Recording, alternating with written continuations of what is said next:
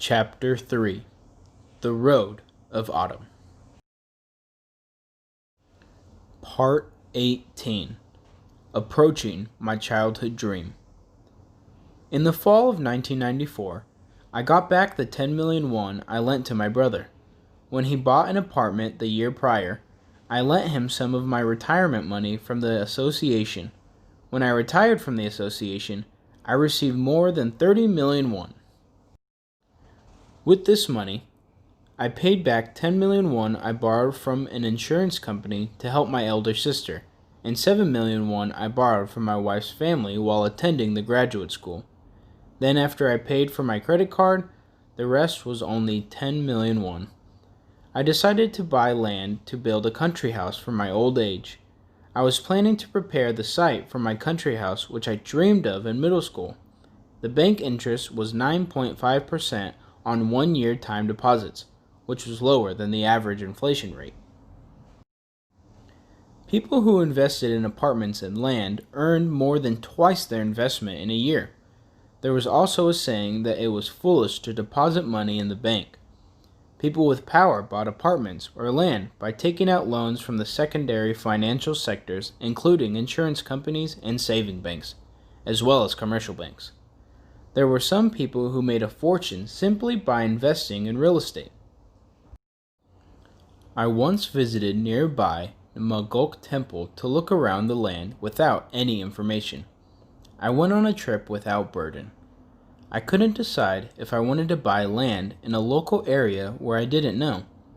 Furthermore, someone who wanted to buy farmland had to transfer their address for resident registration to the city in accordance with the Farmland Act. Our country has valued agriculture and food security. So, a principle of farmer ownership is stipulated in the Constitution, and we are in compliance with them. However, many people moved their resident registration to the local area and bought farmland. Some people invested in farmland by using a false resident registration. I decided to buy land near Seoul after some consideration. I asked my younger brother's wife to find a small piece of land in Yongpyong, her hometown. So, she found a small piece of land less than 1,000 square meters. I went to see the land with my wife on the weekend.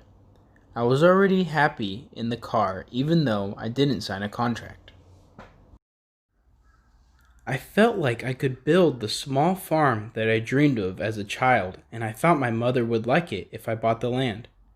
She used to proudly say that my grandfather used to farm a lot in her hometown in North Korea. Since we can't go to my hometown, let's make our second hometown Yongpyong. My mother looked very happy when she heard that I was buying the land. My wife agreed with me. People say the land doesn't lie. I did not know exactly what lies meant, but it seemed to mean investment value, and it also means harvest as much as you can. We decided to buy the land as planned. We contracted with the landowner's demands without long consideration. On one side of the land were dozens of cornelian cherries growing like in a picture. Taking over the land after harvest was one of the terms of contract. From the spring of the following year, I started farming red peppers, garlic, and green perilla with the help of my sister-in-law's mother. When we planted the peppers, the whole family planted them together. After I finished planting them, I took a picture of myself. I wanted to make a record of planting peppers. When we harvested the garlic together, my mother carefully picked each garlic. When I harvested wild sesame seeds, I tried to thresh with a flail. I enjoyed farming as a hobby.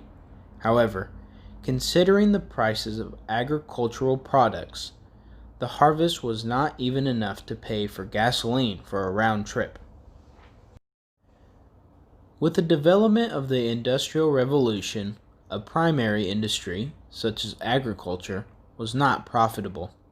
It had become a difficult world to make money by farming, as it may have been possible to grow crops for special uses with proper facilities. The residents of the agricultural industrial complex had some household income, but those in rural villages who were not a part of it were barely able to make ends meet by relying on farmland. There were livelihood issues, but moreover, people's standard of valuing life became monetary. Everyone wants money, money, money.